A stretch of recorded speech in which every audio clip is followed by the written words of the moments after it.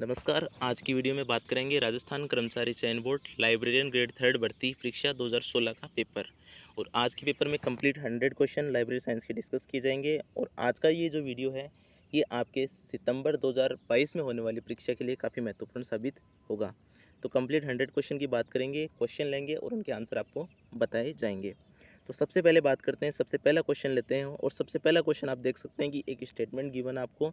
Statement ये है कि सूचना फिजिकल प्रौद्योगिकी से भी शक्तिशाली है और एक ऐसा अदृश्य लिंक का जो समाज को एक सूत्र में बांधे हुए है। आपको ये स्टेटमेंट बताना है कि किसके द्वारा दिया गया है। इस प्रश्न का सही उत्तर हो जाएगा विलियम ई हलाल। लाइब्रेरी साइंस का जो पेपर है उसके अंदर अपने 8-10 अपने जो स्टेटमेंट है वो अपने सिलेबस में है, तो आपके एग्जाम में आ सकते हैं। और एक स्टेटमेंट हमेशा हर एग्जाम में पूछा जाता है।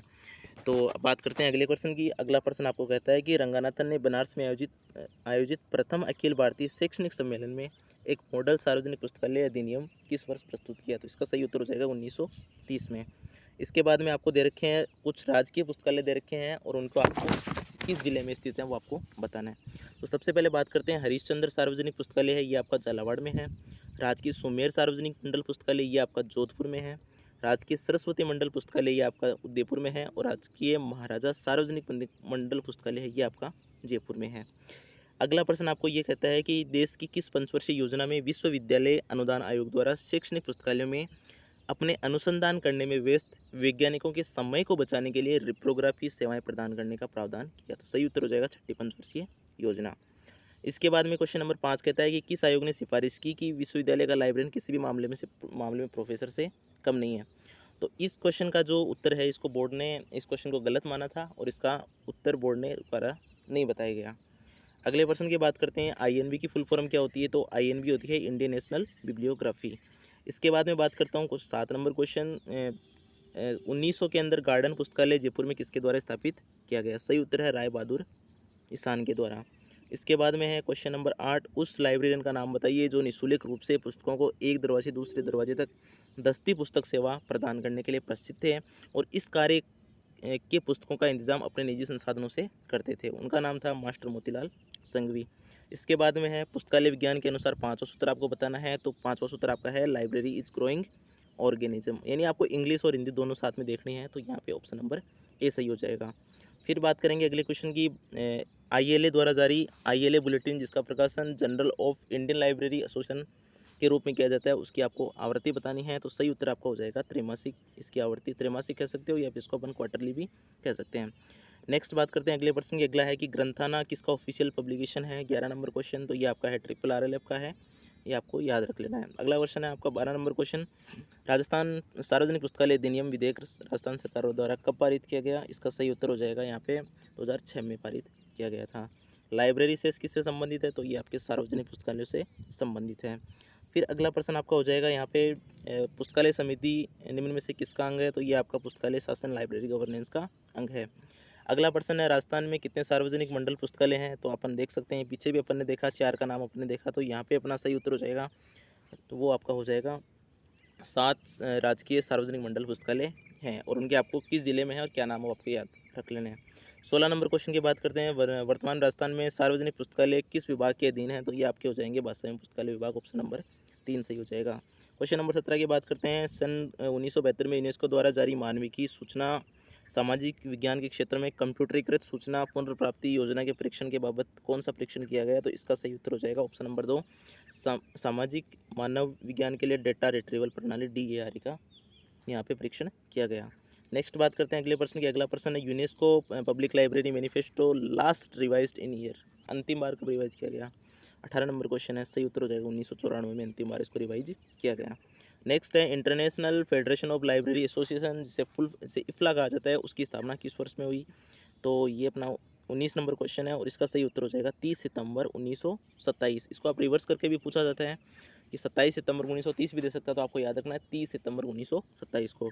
अगला क्वेश्चन है, एक ऐसी कार्यविधि जिसमें विभिन्न पुस्तकालयों के कार्यों को एक से अधिक कॉमन द्वारा साझा किया जाता है वो किस नाम से जाना जाता है। इसका सही उत्तर हो जाएगा संसाधन साझा या रिसोर्स शेयरिंग के नाम से जाना जाता है। 21वां क्वेश्चन है कि first edition of DDC was published किस टाइटल के द्वारा पब्लिश किया गया। तो इसका सही उत्तर है ऑप्शन नंबर 4 यहाँ पे सही उत्तर हो जाएगा 21वें क्वेश्चन के अंदर।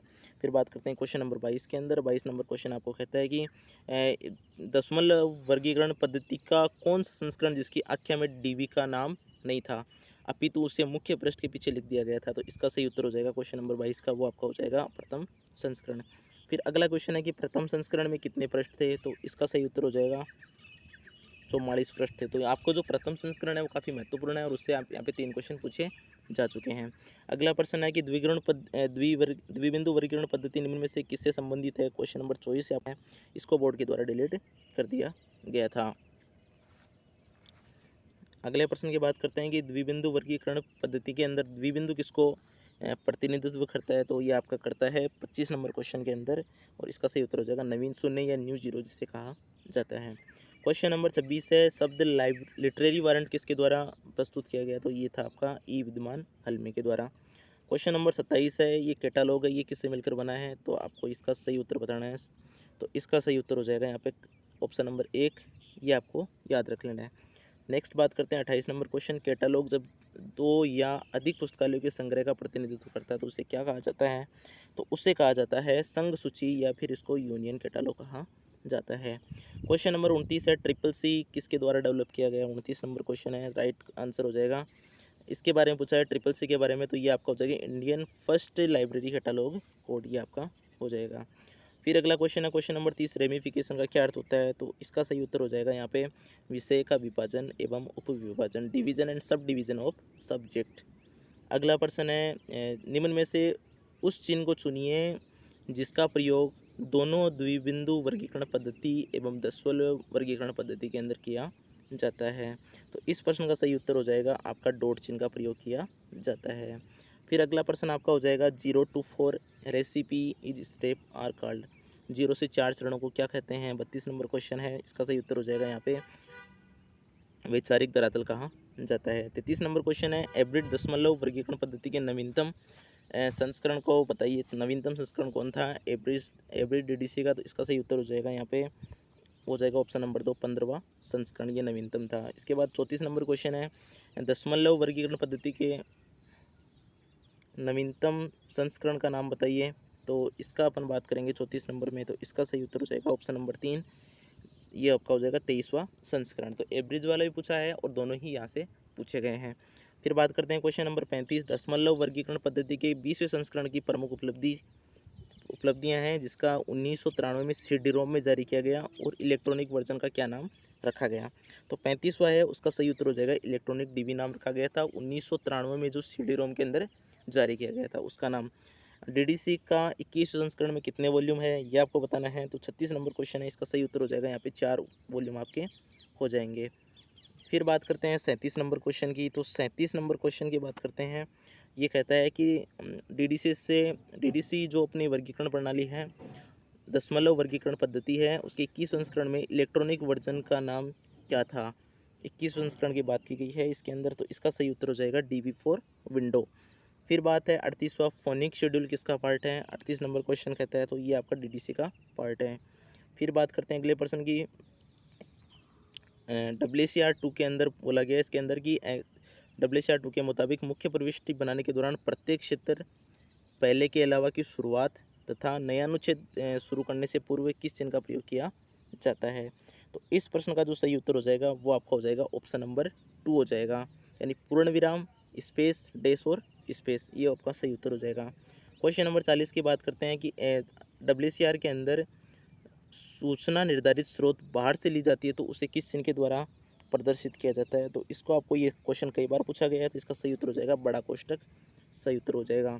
फिर आपका है एक्सेशन नंबर का क्या मतलब होता है, 41 नंबर क्वेश्चन कहता है, तो इसका सही उत्तर है option number 2 unique number for a book inside a particular library, प्रत्येक पुस्तकालय द्वारा दिया गया यूनिक संख्या को परिग्रहण क्रमांक कहा जाता है। Main use of self list का मेन यूज क्या है, इसका सही उत्तर हो जाएगा ऑप्शन नंबर 3 भौतिक सत्यापन या फिजिकल या फिर stock verification. What are the standard size of accession register, तो इसका सही उत्तर हो जाएगा अपने 16x13, इसका सही उत्तर हो जाएगा। Library catalogue card filed in specially design drawer उसे क्या कहा जाता है, तो उसे कहा जाता है अपने यहाँ पे कैटालॉग कैबिनेट कहा जाता है। फिर अगला प्रश्न है कि payment for a book purchased can be made only after. Payment कब किया जाता है? 45 नंबर क्वेश्चन इसका क्वेश्चन है। एक्सेसनिंग के बाद किया जाता है या प्रेग्रेंट के बाद में किया जाता है। नेक्स्ट है 46 number question, technical section perform mainly. Technical section के मुख्य दो काम क्या होते हैं? तो एक तो इसमें वर्गीकरण दे रखा है पहले से ही, और एक दूसरा अपने को बताना है, तो वो आपका हो जाएगा अपना वर्गीकरण और सूचीकरण। ये इसका टेक्निकल सेक्शन का काम हो जाएगा, यानी ऑप्शन नंबर 1 सही हो जाएगा। 47 नंबर क्वेश्चन की बात करते हैं कि पाठक द्वारा पुस्तक लौटाने पर पुस्तक जमा कर कार्ड लौटा दिए जाते हैं, इस प्रक्रिया को निम्न में से क्या कहा जाता है? 47 नंबर क्वेश्चन है, सही उत्तर हो जाएगा इसको डिस्चार्जिंग कहा जाता है या फिर इसको आगम कहा जाता है। While entering in library the personal belonging of reader is kept in. किस में रखे जाते हैं पर्सनल सामान, किस में रखा जाता है? तो इस प्रश्न का जो सही उत्तर हो जाएगा वो हो जाएगा ऑप्शन नंबर 2 के अंदर, संपत्ति काउंटर या प्रॉपर्टी काउंटर में रखे जाते हैं। फिर बात करता हूँ अगले क्वेश्चन की। 49 नंबर क्वेश्चन है, वो आपको कहता है ऑप्शन नंबर 3 सही उत्तर हो जाएगा इसका।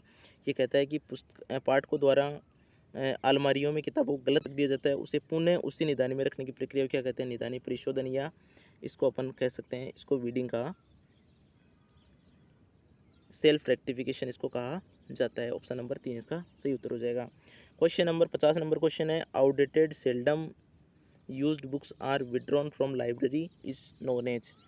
तो पुरानी अनुपयोगी शायद कभी न इस्तेमाल की गई पुस्तकों के प्रत्यारण की प्रक्रिया को क्या कहते हैं? तो इसे वीडिंग कहा जाता है, ये छंटनी कहा जाता है। तो 50 क्वेश्चन आज की वीडियो में कंप्लीट कराए गए। बचे हुए 50 क्वेश्चन इसके अगले वाले पार्ट में करवाए जाएंगे।